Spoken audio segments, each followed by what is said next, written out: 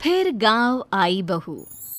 हाय रे, वह कल मुही फिर आने वाली है। मैं तो नहीं चाहती कि वो यहाँ आए। अरे तुम्हारे इकलौते बेटे की बीवी है, बहू है तुम्हारी, कोई बेगाना नहीं कि तुम नहीं चाहती कि वो घर ना आए। अरे उसका घर है ये।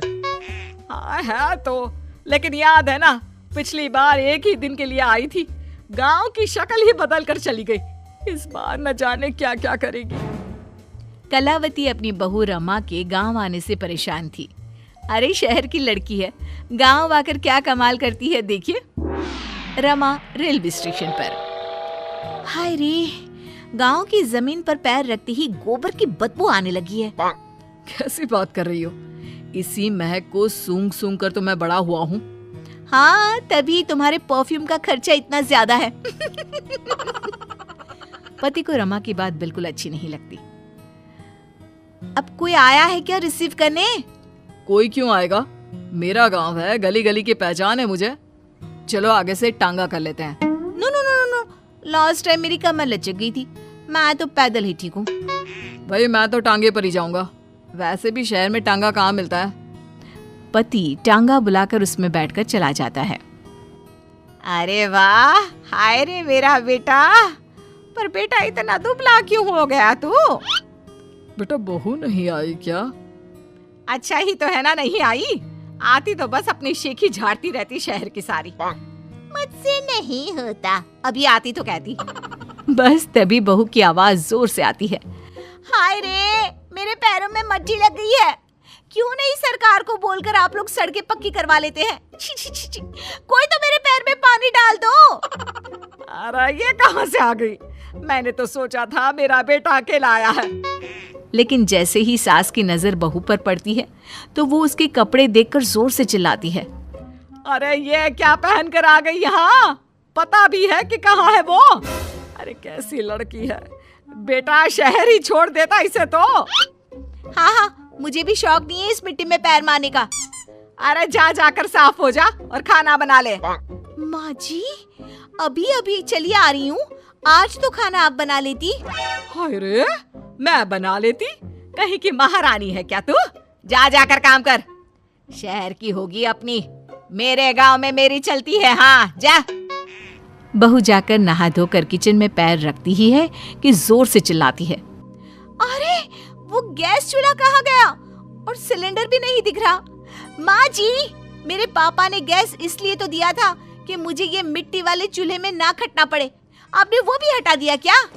हाँ, क्योंकि गैस का रेट पता है क्या चल रहा है, लकड़ी फ्री की होती है।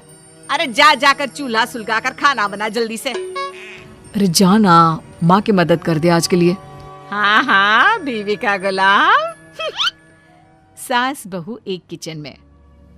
सर से पल्ला क्या तेरी नानी आएगी लेने? शादी को 2 साल हो गए, लेकिन लड़की बनी घूम रही है, ना बिंदी ना सिंदूर। अरे लगाया तो है सिंदूर, ये देखिए। बहू पल्ला गिराकर सास को सिंदूर दिखाती है। अब मेरे साज श्रृंगार पर चर्चा हो चुकी हो तो चलिए खाना भी बना ले। आप तो सुबह से ठूस रही होंगी, हम लोग तो अभी अभी आए ना सफर करके। उधर बाहर बेटा और पिता आपस में बात कर रहे थे। क्या है पापा, माँ को कुछ तो समझाइए, कैसी रहती है वो मीरा के साथ? अरे अभी तो शादी हुई है, प्रोफेशनल लड़की है, वो काम ना करे तो हम लोगों का घर ना चले। देख बेटा, तू ये सास बहू के बीच में ना बोले तो ही अच्छा होगा। ये ऐसा रिश्ता है कि कुछ भी कर लो मन मुटाव तो बना ही रहेगा। हाँ वो तो है पापा, लेकिन चलिए देखते हैं। शाम को मीरा स्कर्ट पहन कर आती है। हे सासू माँ, मैं जरा बाहर जा रही हूँ। पास में वो जो मौसी रहती है ना, जो शहर से आई थी अपने पति के इलाज के लिए, उन्होंने घर बुलाया है। कौन वो विमला मौसी? अरे ना ना, उनके घर ना जाना, उनके घर मौसाजी नहीं रहे हैं, 2 हफ्ते पहले ही देहांत हो गया उनका।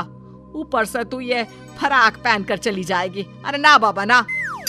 ओहो, फिर तो जाना ही चाहिए, आप भी चलिए ना। ना ना, तेरे जैसे कार्टून के साथ तो मैं कहीं ना जाऊं। बहू मॉडर्न कपड़ों में गांव की मौसी के घर जाती है, जहां सभी घर वाले उसे देखने लगते हैं।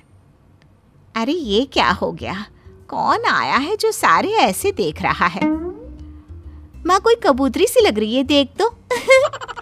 मौसी के सामने बहू को देखकर वो उसे पकड़कर रोने लगती है।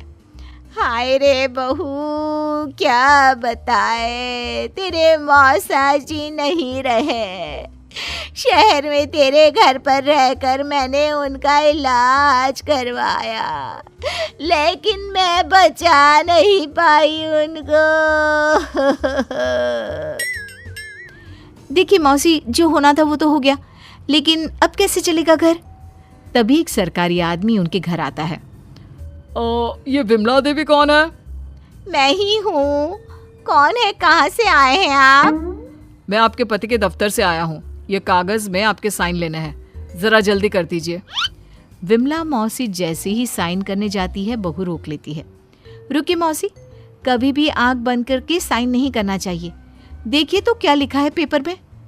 अरे बिटिया, हम कहाँ पढ़ना लिखना जानते हैं। जब से ये गए हैं साइन ही तो किए जा रहे हैं। लाइए, मैं पढ़कर देखती हूँ कि क्या है। देखिए मैडम, ये इन लोगों के घर का मामला है। आप ना ही बोले तो ठीक है, इसमें कोई गलत बात थोड़ी ना लिखी है। अरे हम चोर नहीं, सरकारी लोग हैं। जाने दे बहू, कुछ गलत नहीं होगा। अरे पर पेपर पढ़ने में कितना वक्त लगता है, और अगर कुछ गलत नहीं है तो आपको परेशानी क्या है? बहू पेपर छीन कर पढ़ लेती है और फिर, मौसी, इस पे साफ साफ लिखा है कि मौसा जी की जो नौकरी थी, जो आपके बड़े बेटे को मिलनी है, उसे आप अपनी खुशी से इस आदमी को देने को तैयार हैं। हाय रे, ये तो अनर्थ हो रहा था। अब ये जाएगा पुलिस के हवाले। पुलिस आदमी को ले जाती है। तब तक घर के बाहर भीड़ लग जाती है। सास, ससुर और पति भी वहां आ जाते हैं। मुझे तो लग रहा है कि बहू शहर से गांव जैसे मेरे लिए ही आई है। अरे भला हो बच्ची का जो मेरा घर बर्बाद होने से बचा लिया। कमला दीदी, भगवान ऐसी बहू सबको दे। अरे और क्या, इसीलिए तो मैंने पढ़ी लिखी बहू चुनी अपने बेटे के लिए। चूल्हा चौका तो सभी कर लेते हैं, लेकिन उसके साथ ही लड़की का पढ़ा लिखा होना बहुत जरूरी है। चल बहू, घर चलते हैं, रात के खाने की तैयारी भी तो करनी है ना।